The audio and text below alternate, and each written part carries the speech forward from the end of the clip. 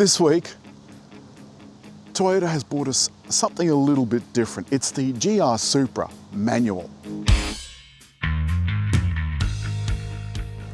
Now, in the 4 years since Supra was introduced, they've made a couple of little subtle changes, and that's what we're going to concentrate on this week. The previous reviews were 8-speed automatics, and they were absolutely beautiful. And in this colour, I think this metallic-y kind of royal blue is particularly beautiful.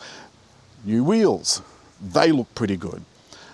The lights and stuff, that's all stayed as it was, and all of the deep sculpting. Now, of course, you're also aware that this is the sister car to BMW Z4, made in the same factory in Graz in Austria, and they're made alongside each other, the coupe and the convertible version.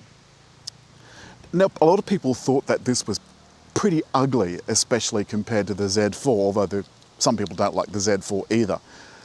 I think it's horses for courses. Would you pay an extra 20 or 30 grand for the Z4 when everything else is the same? Probably not, given that this is so good. They've been in a couple of other little tasty treats as well. The engine got an extra 35 kilowatts. The big thing about this though is that it's a manual, it's a 6-speed manual, and that makes this a very different car to drive. Many other things are still the same though. You've got to unlock the boot either by using the key or the little button inside. There's no button outside, which is a little bit annoying. And when you get inside, the opening is rather F-type Jag-esque. It's quite narrow. It does widen up a little under the flanks, but to be honest, there's still not a lot of space back here. And of course, this is a 2-seater, so you're restricted to what you can put in here. There's no putting anything in the back seats either. Coming.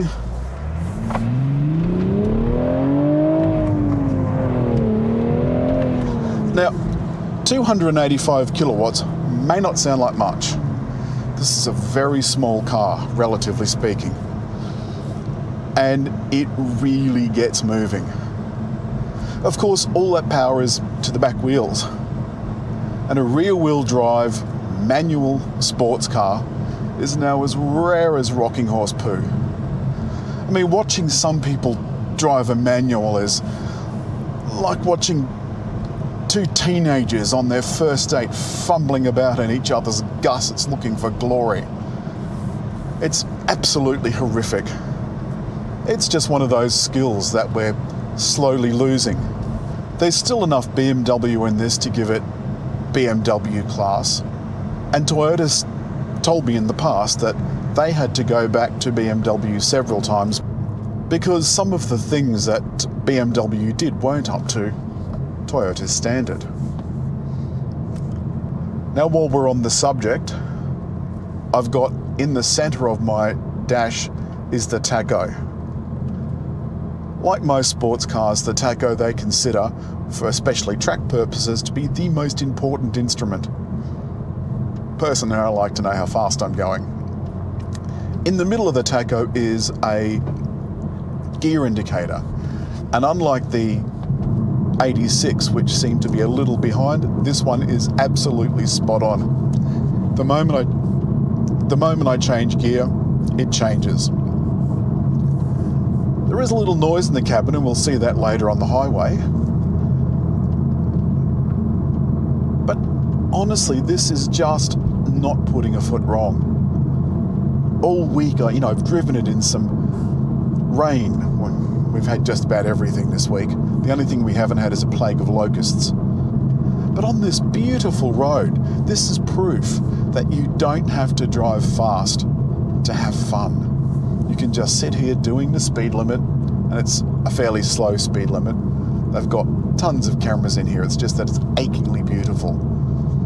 There's enough torque in the engine that you don't have to change down every 5 minutes, just like changing down. When you do, it rev matches. Can't hear that.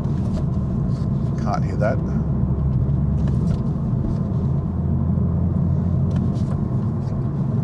Trying to change down.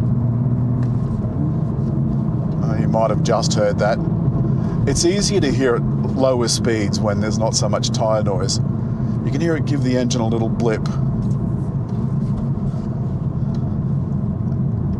And it's meant to make gear changes easier. It's easier on everything, easier on the engine, easier on the gearbox, easier on the clutch.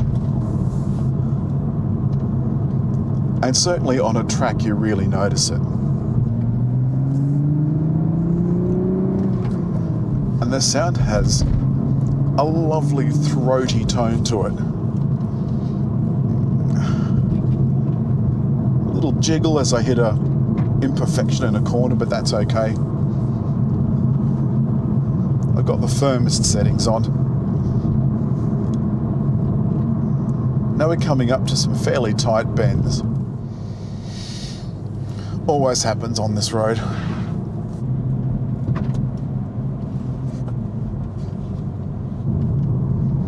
One thing I will mention while we are crawling along really slow is the luggage guard has an annoying rattle in it. You hear that? I'd probably be tempted to take that out. I don't think it's really performing any function. From +61 432 891 100. Hello Alan, Smiley Haley here from Cameo. I'm home now so can pop by anytime. Let me know where and when, and sent a smiley emoji. That was my CarPlay reading out a message to me.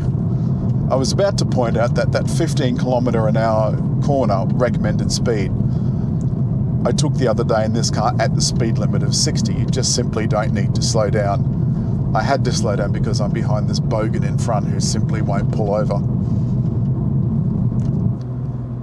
And I brought you down here because this is what you can do with a weekend.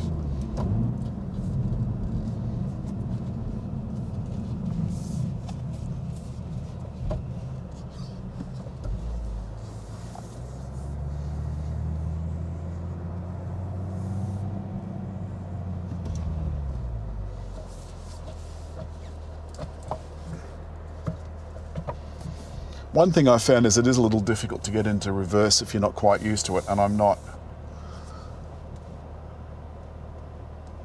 It's the other thing too, this screen is quite small.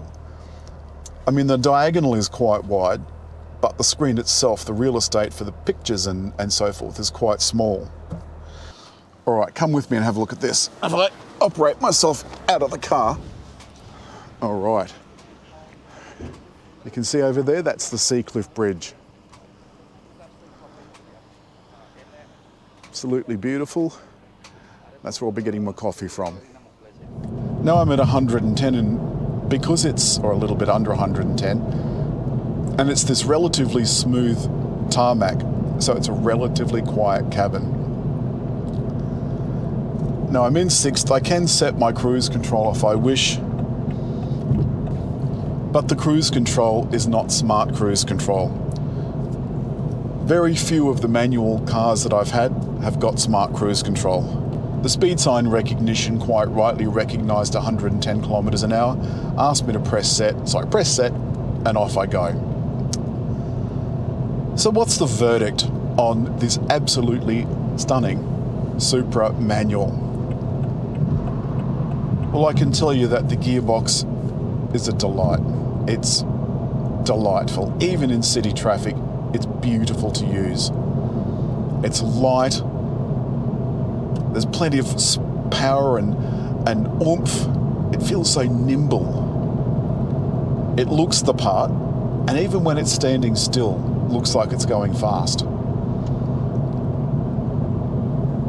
I mean, not everybody is going to be able to afford it, but then you know that before you go into the dealership. That's all this week from Toyota's fabulous Supra manual.